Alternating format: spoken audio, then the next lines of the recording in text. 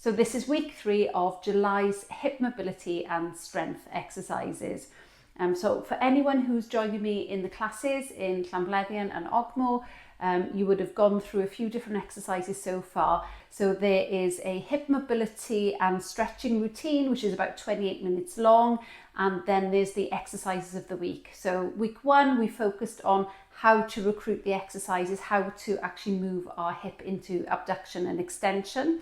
Then week 2, we did some strengthening of the abductors and extensors using a band or using an actual ankle weight, if you've got that.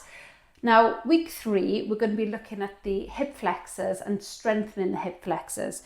So if you have a band, you're going to need a band. And this is one of the resistance band loops. Now, you can have the rubber ones as well, but these are better for lower limb if you can work lower limb. So the first thing we're going to do before using the band, I just want you to stand nice and strong, tuck the tailbone underneath you, squash your foot into the floor. So you're squashing those grapes into the floor with your left leg, and then you're just going to lift your right leg up. So you're trying to get your knee up as high as possible. So really bring your knee as close to your chest as you can actively, but without sort of leaning over. So without coming up and leaning over or collapsing in any way. So you want to keep your shoulders and your pelvis level and just bring it straight up.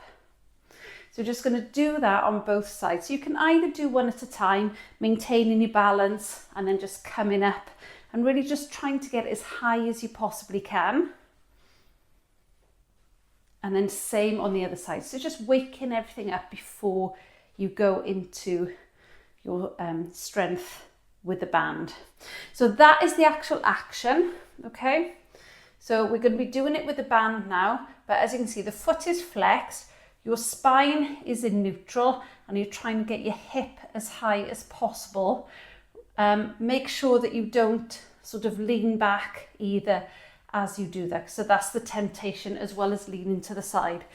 So with your band, pop it round both feet, and I'll just show you to the side, getting the tuck of your tailbone, squeeze your glutes, keep your balance, maybe even, hold on to a wall if you need to, and then you're bringing your knee up, working against the band, keeping the tuck of the tailbone, keeping your spine in alignment, so that shoulder, hip, ankle alignment, holding it in that position, and then slowly releasing.